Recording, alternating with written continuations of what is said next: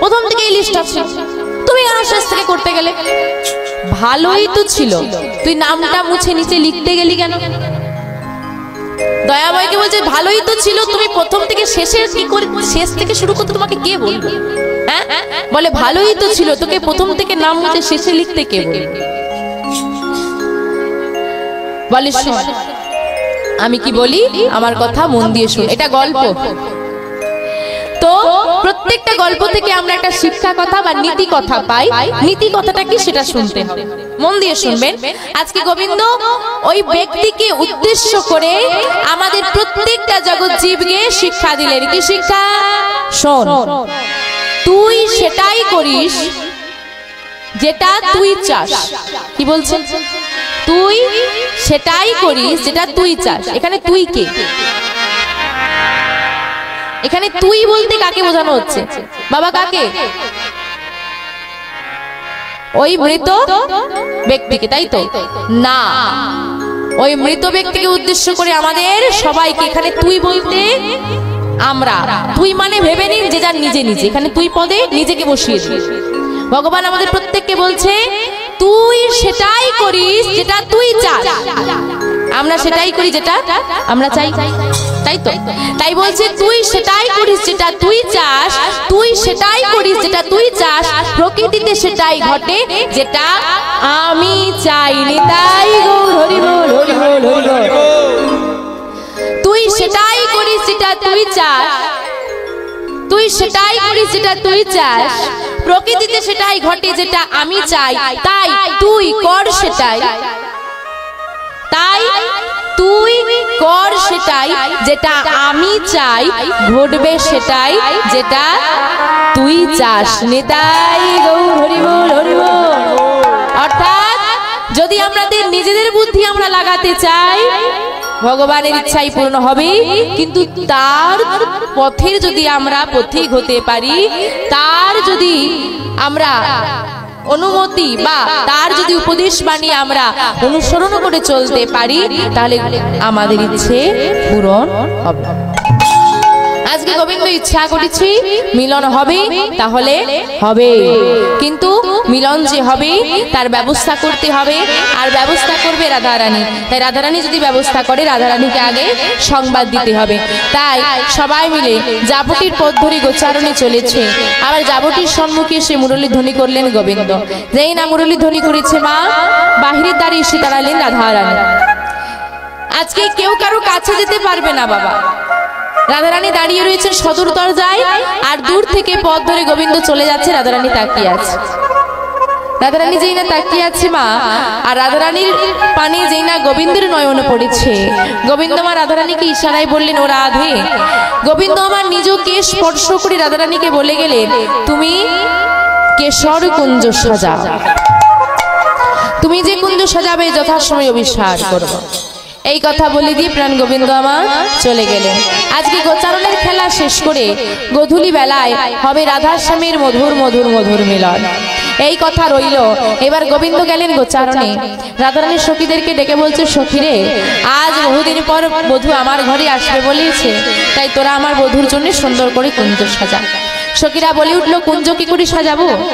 কুঞ্জ সাজানোর জন্য তো ফুলের দরকার, তা আমাদের কাছে তো ফুল নেই। বলে ফুল নেই তো কি হয়েছে, তোরা বৃন্দাবনের পথে পথে ঘুরে ঘুরে ফুল তুলিয়া। আজকে সখীরা বৃন্দাবনের পথে পথে ঘুরছে আর পুষ্প চয়ন করছে। কেমন করে গো? ডালে ধরে ফুল তুলিতে লাগিল, ডালে ধরে ফুল তুলিতে লাগিল, সখীরা ডালে ধরে ফুল তুলিতে লাগিল, ললিতা বিশাখা সঙ্গীতারা মরি রে, ললিতা বিশাখা সখীতারা মরি রে, সাজাবে বলে কুঞ্জ সাজাবে বলে, সাজাবে কুঞ্জ সাজা সাজাবে বলে মনের মতো পুষ্প তোলে সাজাবে বলে মনের মতো পুষ্প তোলে সাজাবে বলে মনের মতো পুষ্প তুলে সাজাবে বলে মনের মতো করে পুষ্প চয়ন করে নিয়ে এসে রাধারানীর কাছে ধরেছে। দেখ রাই, তোর বধূর জন্য কত সুন্দর পুষ্প চয়ন করেছি। রাধারানী বলছে, সখী রে, পুষ্প যখন পেয়ে গেছিস বিলম্ব করে লাভ নেই। তো রাজা সবাই মিলে সুন্দর করে কুঞ্জ সাজা। আজ আমার বধূ নিজ মুখে আমাদের দরজায় আসবে বলেছে, আমাদের কুঞ্জে আসবে বলেছে। এমন সৌভাগ্যের দিন আমার আর কোনোদিন হবে না। দেখিস আমার বধূর সেবায় যেন কোনো ত্রুটি না থাকে। আজকে সবাই মিলে তাই রাধারানীর অনুমতি পেয়ে সুন্দর করে কুঞ্জ সাজাচ্ছি। তাই চলুন আমরাও সবাই মিলে আমাদের বধূর জন্যে কুঞ্জ সাজাবো। মনে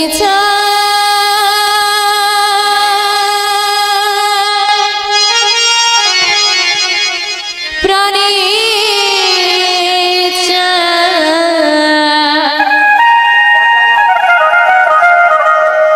মনে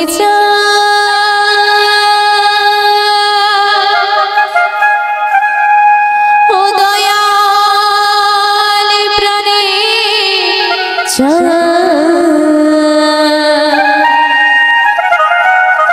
তুমি দিলে যারে তোমরা কুঞ্জ সাজাও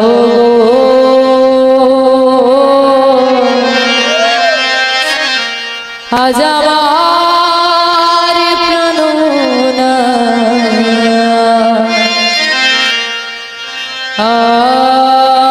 আসিতে পারে। রাধে রাধে।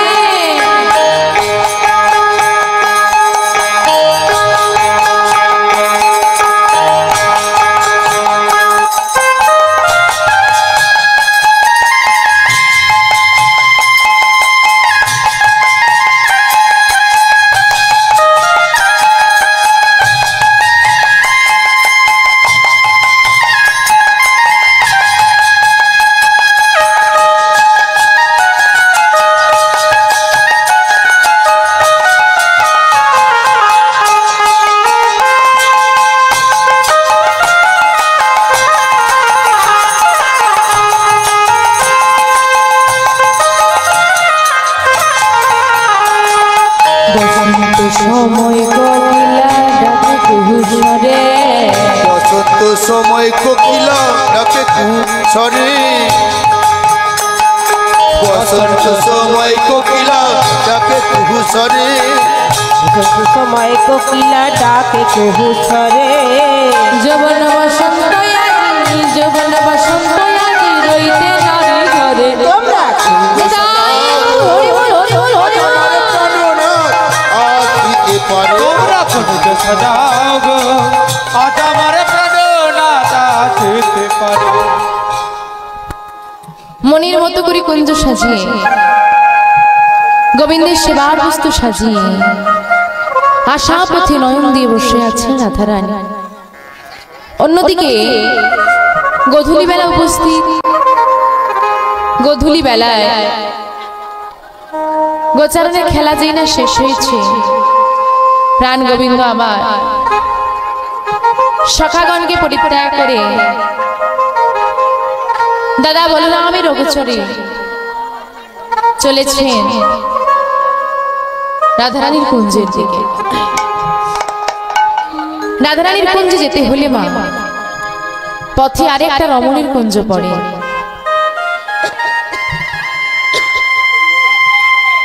যে রমণীটার নাম হল চন্দ্রাবলী। চন্দ্রাবলীর কুঞ্জের আগে মাধব থমকে দাঁড়ালেন। যেই না মাধব থমকে দাঁড়িয়ে পড়েছি মা, কেন দাঁড়ালো না বাবা? রাধারানী যেমন প্রাণ গোবিন্দকে ভালোবাসে, চন্দ্রাবলীও ভালোবাসে। আর চন্দ্রাবলীর মনে একটাই বাসনা যে মাধব একটা দিন যেন আমার হয়ে যায়, একটা দিন। আর যেদিন মাধবকে আমি আমার করে পাবো, আমার নিজের করে পাবো, মাধব অন্য কারো নয়, একমাত্র আমার একার হবে। কিন্তু সেই মনোবাসনা তার কোনোদিনই পূরণ হয় না। তাই চন্দ্রাবলীর ঘরের সম্মুখ দিয়ে যদি আজকে প্রাণ গোবিন্দ যায়, প্রাণ গোবিন্দ কি চন্দ্রাবলী নিজ কুঞ্জে নিয়ে যাবে, রাধারানীর কুঞ্জে আর রাধা কুঞ্জে প্রাণ গোবিন্দের যাওয়া হবে। এই ভয়ে প্রাণ গোবিন্দ দাঁড়িয়ে আছে আর এগোতে পারছে। অন্যদিকে দেখতে দেখতে সন্ধ্যা নেমে এলো। গোধূলি বেলায় মিলন হওয়ার কথা, নেমে এলো সন্ধ্যা। সন্ধ্যার বেলায় যেই না চুপি সারে মাধবামা চন্দ্রাবলীর কুঞ্জ পার করতে গেছে, চন্দ্রাবলীর একমাত্র সখী পদ্মার হাতে ধরা পড়ে গেল। যেই না পদ্মার হাতে ধরা পড়ে গেছে, মা পদ্মা দেরি না করে চিৎকার করে ডাক দিল চন্দ্রাবলীকে, চন্দ্রা চন্দ্রা রে, ওরে ওরে ও চন্দ্রা রে, ওরে চন্দ্রা রে, একবার বাহির পানিয়া। যেই না চিৎকার করে চন্দ্রাবলীকে ডেকেছে মা, চন্দ্রাবলীও বিলম্ব না করে তাড়াতাড়ি করে বাহিরের দরজায় এসে দেখছে মাধব দাঁড়িয়ে আছে, আর মাধবের পদ রুদ্ধ করে দাঁড়িয়ে আছে পদ্মা। মাধবকে দেখে গলবস্ত্র হয়ে দাঁড়ালেন চন্দ্রাবলী। চন্দ্রাবলী গলবস্ত্র হয়ে মাধবের চরণ তলে বসে বলছে, হে মাধব, কৃপা করে তুমি আমার কুঞ্জ গ্রহণ করো। চন্দ্রাবলী আজকে মাধবের কাছে নিবেদন করেছে যে মাধব আমার কুঞ্জ গ্রহণ করো। অন্যদিকে যেই না গোধূলি বেলা পেরিয়ে সন্ধ্যা এসেছে, আর সন্ধ্যার পরেও রাধারানীর কুঞ্জে পৌঁছে গেলেন না প্রাণ গোবিন্দ আমার, রাধারানীর মনে তখন ভয় জন্মেছে, ভয় জন্মে গেছে। আরে সখী, মাধব আমার সঙ্গে কত শত চাতুরি করে, এত চাতুরি করি আমার সঙ্গে, তা বলে কি আজ চাতুরি করলো? আমাকে কথা দিয়ে গেল আসবে বলে আমার কুঞ্জে এলো না, তবে কি মাধব আজও কথা দিয়ে কথা রাখবে? এই কথা ভাবছি মা রাধা রানী। সখীরা বলছে, বিনোদিনী তুই বেশি চিন্তা করিস না, কোনো কাজে হয়তো বিলম্ব হয়ে গেছে, মাধব যখন কথা দিয়েছে দেখিস অবশ্যই আসবে। আচ্ছা রাধে, বল দেখি আজকে তোর বধূ আসবে, তোর মিলন হবে, আমরাই কুঞ্জ সাজালাম, আমরাই ফুল তুলে এনে দিলাম, তুই তোর বধূর জন্য কি করেছিস সে বলে দেখি। আজকে রাধারানী ব্যাখ্যা করছি, জানিস আমি বধূর জন্য কি করেছি? আমি বধূর লাগিয়া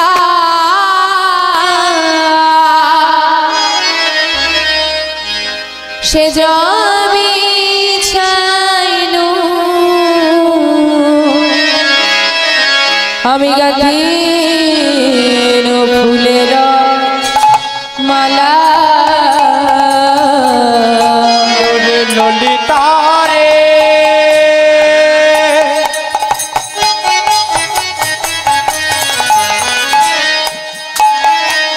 ইয়োরে বিষা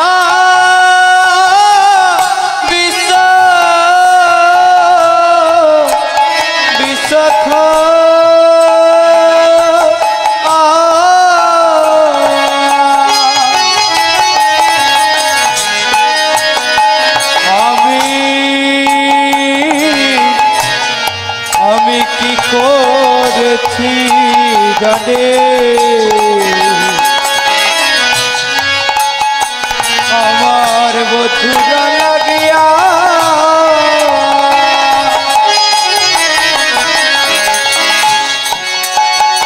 আমি সদা বিচার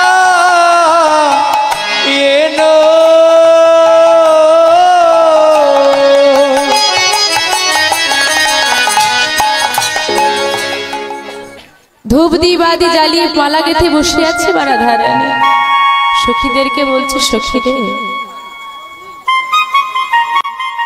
এমন বাগিনী নাগিনীর ঘরে আমায় পাঠিয়েছে দয়াময়, যে ঘরে কৃষ্ণ বলে আমি কাঁদতে পারি না, আমি মন ভরে কৃষ্ণ সেবা দিতে পারি না। গুরুজনদের ভয় না করে তারে ভালোবেসে আমি হয়েছি কৃষ্ণ কলঙ্কিনী। জীবনে তাকে ছাড়া অন্য কিছু আশা করি না, কিন্তু সে আজ আমাকে কথা দিয়ে গেল আমার ঘরে আসবে। সে আজ কথা দিয়ে গেল আমার ঘরে আসবে, কিন্তু দেখ শোন, কথা দিয়েও কথা রাখি এলো না রে আমার ঘরে। গধূলি বেলা বেরিয়ে সন্ধ্যা নেমে এলো, কিন্তু বধূ আমার ঘরে এলো না। এদিকে রাধারানী বসে বসে কাঁদছে যে বধূ কেন এলো না। অন্যদিকে চন্দ্রাবলী মাধবের চরণ ধরে বসে আছে, হে মাধব আমার কুঞ্জ আজ তোমাকে গ্রহণ করতেই হবে। চন্দ্রা আজ আমি পারবো না, বিশ্বাস করো আজ আমি পারবো না, তবে কথা দিয়ে যাচ্ছি আমি অন্যদিন এসে তোমার মনোবাসনা পূর্ণ করে যাব। আজ আমাকে ছেড়ে দাও, আজ তুমি আমাকে ছেড়ে দেবে, বলো এর বিনিময়ে কি চাও?